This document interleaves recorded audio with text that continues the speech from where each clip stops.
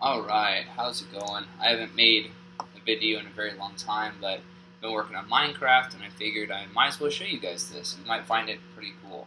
So it looks like Jaja the Great is on, so we probably won't be seeing him, but that's okay. I wanted to show you this pretty cool grinder. I've seen videos on YouTube about this grinder, and I've made basically an adaptation of this. So what we'll do is, I have my wings on me, but I built this pretty cool little elevator. We'll go up and take a look, and then I'll go ahead and describe what I've done here. So hopefully that's not too loud as we go up. And this tower took a very long time to construct. As you can see, I can't tell if that's basalt or what it is. Polished basalt, yeah. You have to place it, you have to place it down in a very specific way to get it turned. As you can see as we go up, you'll see that I have two turned forward and two turned to the side. Just out of the way. So, it's actually the first time I think I've used this elevator. That's why I was kind of surprised when it glitched a little bit on me. As long as you're in the middle of these squares, you should be fine. As you can see, there it is. Elevator up. So, here's the gold farm. We have 3 layers, as described on the video that I watched. I can't remember who I watched to find it, but basically there's a half slab on the top, and then it escapes me, magma blocks, and it produces, look, it produces a huge number of gold, and I had to put these fences up because when you went down, they would jump off and come after you, and then hit you, and that was not pleasant. There we go. Alright, let's get these guys coming. And let's maybe turn down the volume on the internal volume. Yeah, that's really loud. Okay. Nope, that's not good. There we go. That's more appropriate. As you can see, I've made it so you can see them coming down. There they are. That is just unreal. Look at that. It's a constant supply, constant flow of zombie piglins. Now, why magma cubes? Well, it turns out magma blocks, whatever it is, only the zombie piglins will spawn on it. So that's why we chose to use the magma blocks. I don't have any in my inventory to confirm that, but I should know it, but I don't. So anyways, the video that I watched had it where they came in here and then you just hit them until they died. But I wanted a little bit more of an AFK setup, so I decided to do it this way. Now, why I decided to make this chute is because because they would end up, I don't know about flying, but they would walk. It's such a long fall that they would end up going to the left or to the right or behind to let's go ahead and go down, to try to get out, I guess, of the fall. And so that's probably really loud. Let's fix that. Apologize. Let's just turn the master volume all the way down. There we go. So that's better. So I had to build this chute, and I decided to keep it 1 block wide because I was afraid that if the hole that they push themselves into was too large, then maybe too many of them would fall at once and they would lose aggression on you, and that's not preferable whenever you're AFK. So let's see what we have here. Now, as you can see, this circuit what it does is it senses how many swords, because they give you, oh, look, some have escaped somehow. Let us just prepare ourselves in case he is hostile.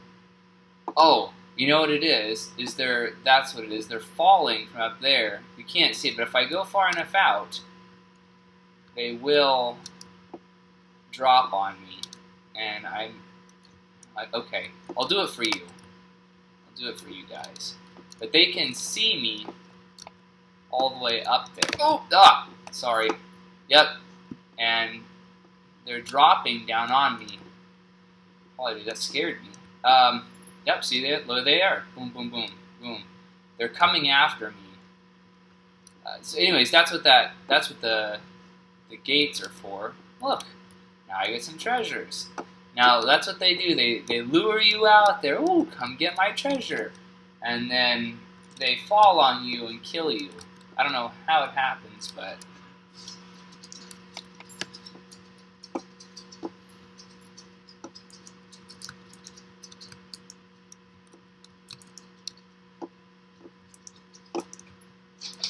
Oh, snap.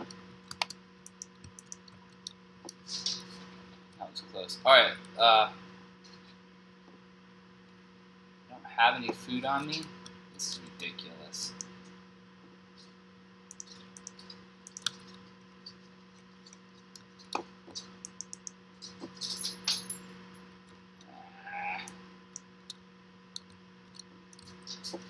Come on. That's empty.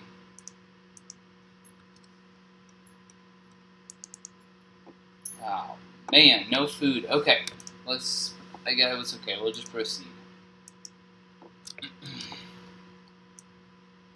Anyways, so what? Oh, it's funny. So we're trying to break bedrock here to have an elevator similar to that to be able to go from the.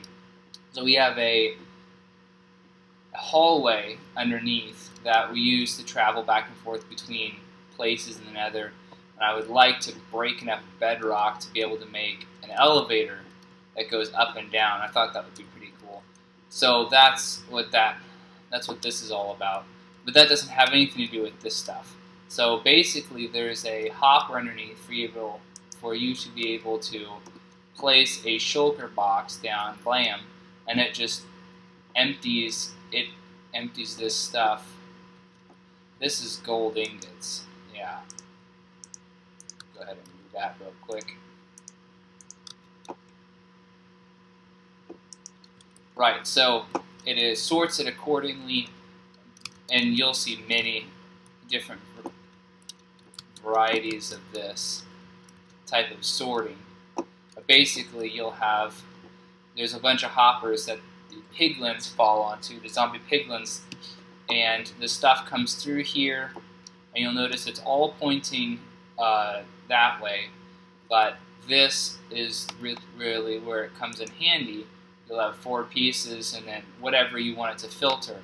And if it sees that item comes above it, it'll pull it into this hopper, into that hopper, and then you can also set them up in a, I guess you could call it a parallel, and they'll just feed down, such as that, although I'm not quite sure why that's holding one piece. Anyways, yeah, so it will pull it into here, into there, to there, and then ultimately end up here. Fill up this chest first, then this chest, and so on and so forth. So that's the simple part of this. Now here's where it gets complicated. All of this is due to my desire to be conservative with fuel. So obviously using lava is not the best thing to do fuel-wise, but that will change in the future.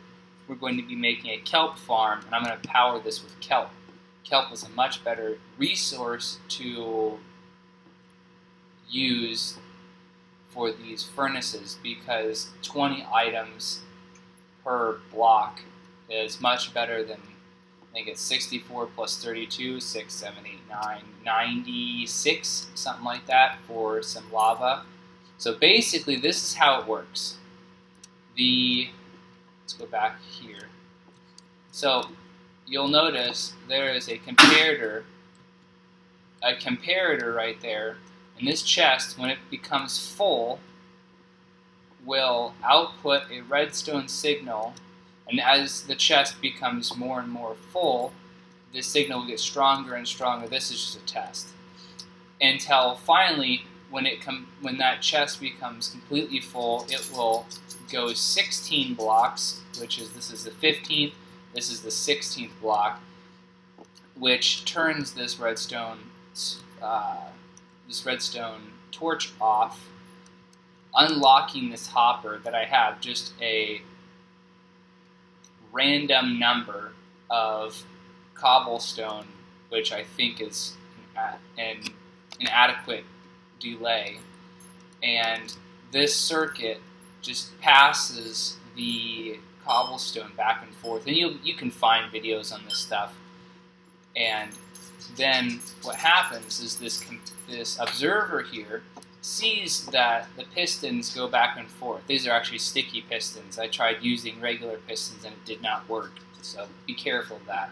So they just go back and forth, and this observer outputs like a half a tick signal is what it seems like. I don't know if it's true or not. So basically what you have to do, put down a repeater with a 1 tick delay, and that takes it from a signal that you can't really do anything with to basically a digital signal, either 1 or 0, on or off. And then this comparator, what it does is them feeding into themselves allows for the signal to have some time to it. So this will just turn it on, a positive, an on, and then an off. But it's not quite long enough to unlock the hopper, I guess. But an updated design to this would take this dispenser completely out of the equation and just have it go directly to the furnace. But I haven't done that yet. Possibly that would work, but for right now, what I've done is I've done this, and it unlocks this hopper long enough for 4 pieces of whatever type of fuel you're using to get in. So 4 pieces of fuel come in, and this circuit is waiting till all 48 pieces of cobblestone go through.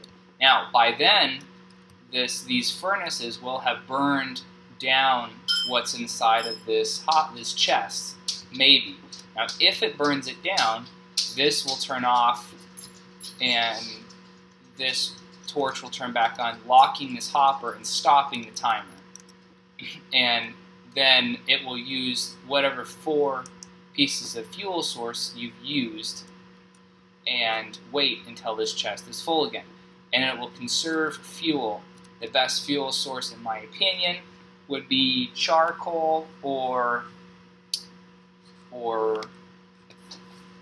kelp blocks, and that would be, so kelp blocks would be the best because you can set up a farm for kelp fairly easily, just using it. I may make a video depending on what people say. So just another flying machine that what I would do is I would hook it up in a similar setup to this observer, and what would happen is once the kelp grew to a certain height, then the observer, watching one of the many pieces of coal, or not coal, I apologize, the kelp, as they grew, it would watch one of them, and once one of them grew to that certain height, then it would come across, and this redstone signal would go over to both sides of the farm. It's basically a large rectangle that has water inside of it, and the kelp grow inside to a certain height, and then the flying machine cuts them basically 1 or I think it's 2 blocks below the last piece of seaweed. So if this was a piece of seaweed and this was a piece of seaweed and that was a piece of seaweed, the flying machine would come across at this level right here, leaving 1 piece of seaweed to grow, and it stops on both sides of the rectangle. So it basically comes through and just chops it all down, and the kelp rises. Now I've seen designs where people use soul sand to help the kelp go up to the surface, and there's a lot of design that's going to have to go into it to make sure it works properly. But anyways, I will go ahead and finish up, since this is what we came here for, with the gold farm. I'm pretty pleased with it.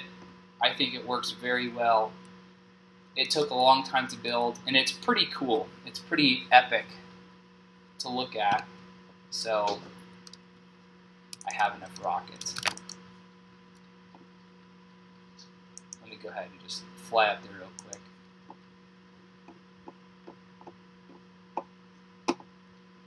So yeah, it's pretty cool. Oh, it's Waddles who I watched build this. It's pretty cool farm.